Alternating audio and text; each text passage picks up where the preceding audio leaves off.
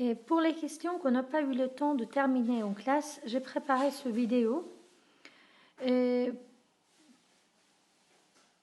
le 9e question de test 4 nous demande quelle correspondance entre l'hormone et son fonctionnement est faux. Et l'hormone thyroxine, c'est l'hormone qui permet à augmenter l'utilisation d'oxygène pour les cellules, donc augmente la vitesse de métabolisme. Ce n'est pas lié avec le passage, le transfert du calcium vers les os. C'est l'hormone calcitonine qui en fait. L'hormone calcitonine est sécrétée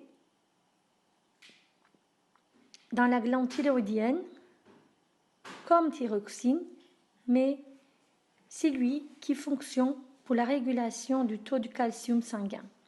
Donc la réponse est A. Mais quand même, on observe aussi les autres. Oxytocine permet à la contraction des muscles utérines et permet à l'accouchement du bébé et aussi permet à l'éjaculation du lait pour nourrir le bébé. Cortisol est une hormone sécrétée par le cortex de la glande surrénale et permet le métabolisme de protéines, sucres et lipides, et on transforme en glucose pour pouvoir être utilisé au cas de stress. TSH, c'est un hormone thyroïde stimulant qui permet de stimuler la glande thyroïdienne. Et insuline, c'est une hormone qui permet à diminuer le taux de glucose sanguin et permet le passage de glucose dans la cellule et aussi donc stockage en forme glycogène.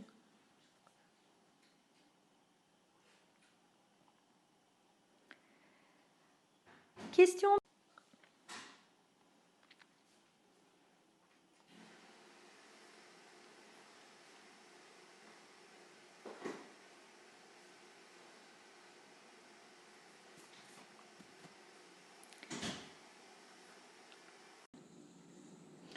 La question suivante, c'est 12e question du test 4. Et au moment du T1, la quantité de glucose d'un individu qui a consommé un repas très riche en féculents est de 7 niveaux. Donc on voit bien que le niveau normal d'homéostasie, c'est ça, mais cet individu a un taux très élevé après avoir consommé du féculent. Quels sont les énoncés qui sont justes pour cet individu? Et il peut être il peut être un malade de diabète. Et oui, justement, il peut être un malade de diabète parce que normalement, si votre niveau de glucose est haut, le pancréas le comprend et tout de suite sécrète de l'insuline. L'insuline, c'est une hormone hypoglycémiante, c'est-à-dire permet le glucose de pénétrer dans les cellules et diminuer le taux de glucose sanguin. Mais ici, ça ne diminue pas, par contre, ça augmente. Donc, on peut dire qu'il est malade de diabétique. Et on peut bien sûr observer dans l'urine du glucose parce que l'excès de glucose sera être débarrassé par les reins et avec une grande volume et fréquence de l'urine. Et pour le 3e, on peut pas le dire, si vraiment son pancréas produisait trop de l'insuline, il fallait que les molécules de glucose pénètrent dans la cellule, mais on n'en voit pas, donc la réponse c'est B.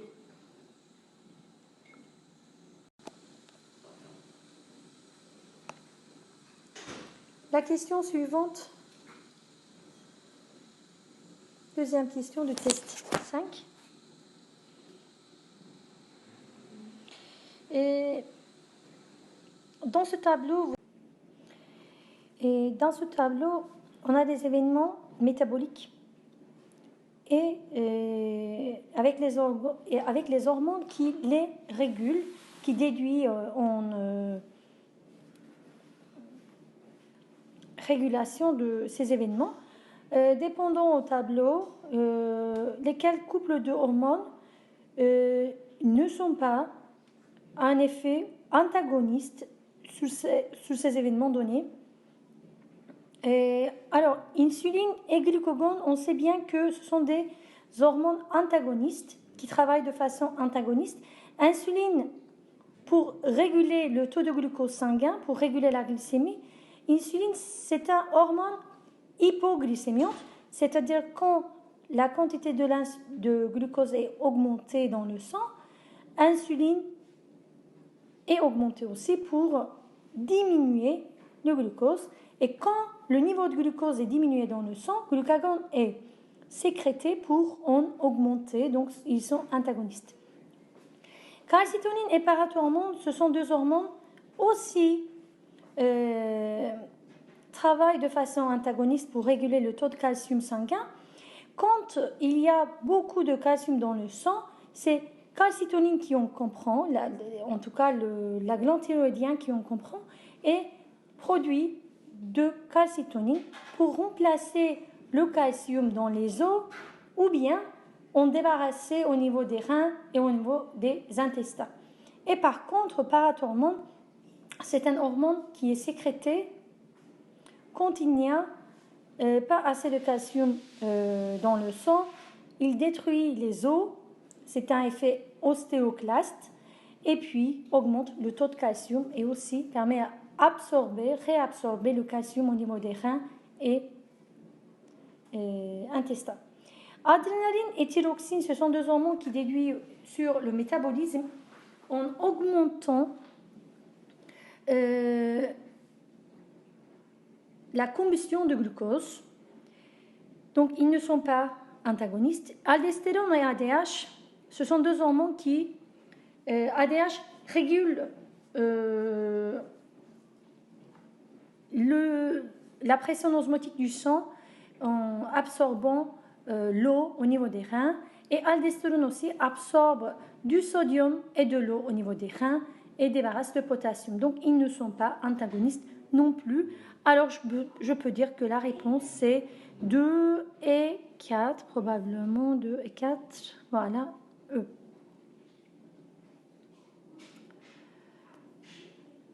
La question suivante, c'est question 8.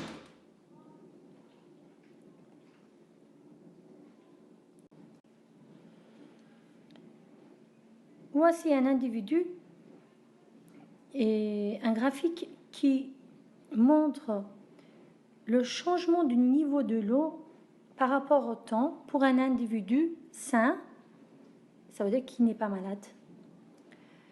Et quels sont les énoncés qui sont justes en sachant que cet individu ne boit pas de l'eau, ne consomme pas de l'eau pendant ces intervalles de temps. En T1, la pression osmotique augmente et par rapport à ça, l'hypophyse sécrète de l'ADH. C'est juste. En T2, la quantité de l'eau jetée par l'urine augmente. C'est pas. En T2, déjà, la quantité de l'eau est trop bas par rapport au niveau normal.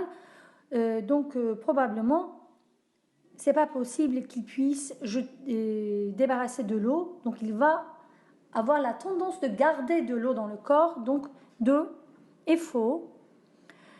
En T2 et T3, dans les canaux de néphrons du rein, l'absorption de l'eau augmente et donc l'urine devient hypertonique. Oui, bien sûr, parce que pour pouvoir réguler le taux de l'eau, il faut réabsorber de l'eau au niveau des reins grâce à ADH. Alors, l'urine sera plus concentré parce qu'il y aura moins de l'eau dedans. Donc la réponse c'est 1 et 3. 1 et 3 c'est E. La question suivante.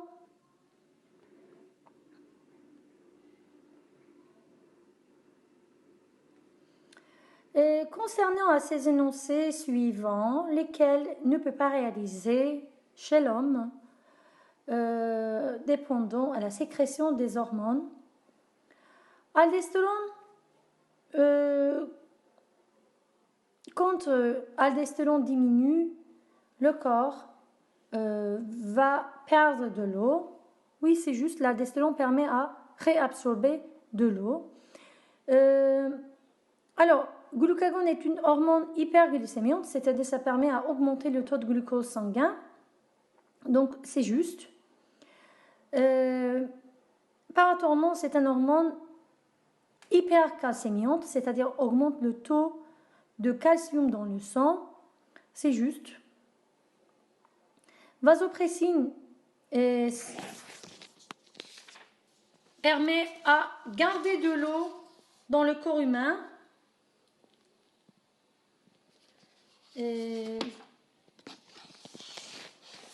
C'est juste aussi. Ça augmente la pression sanguine et la pression sanguine augmente quand il y a beaucoup de l'eau aussi. Cortisol permet à diminuer le taux de glucose sanguin. C'est faux. Cortisol est une hormone qui fonctionne sur le métabolisme de sucre, de lipides et de protéines.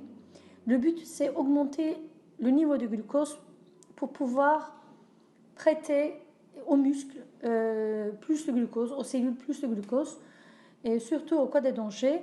Donc ça c'est faux. La réponse c'est E.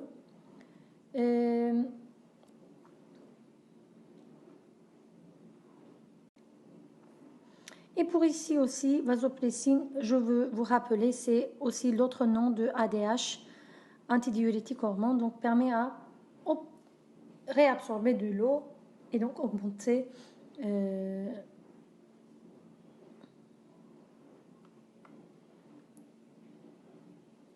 la quantité de l'eau du corps.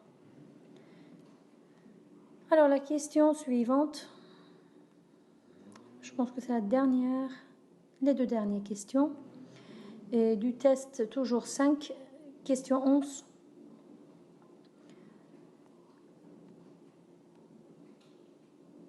Voici le mécanisme de la sécrétion de l'œstrogène avec ce schéma. Donc vous savez bien que la production d'œstrogène est faite dans les ovaires et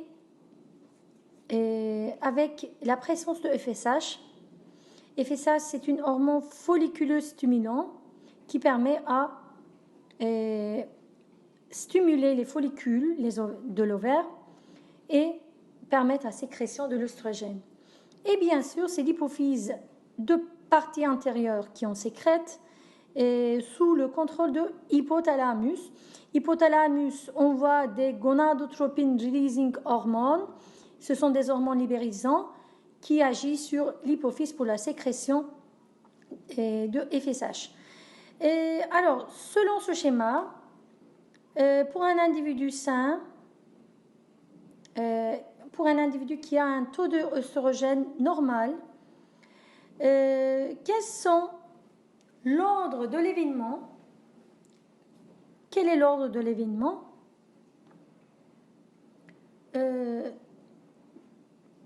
pour que la sécrétion de l'œstrogène diminue dans l'ovaire?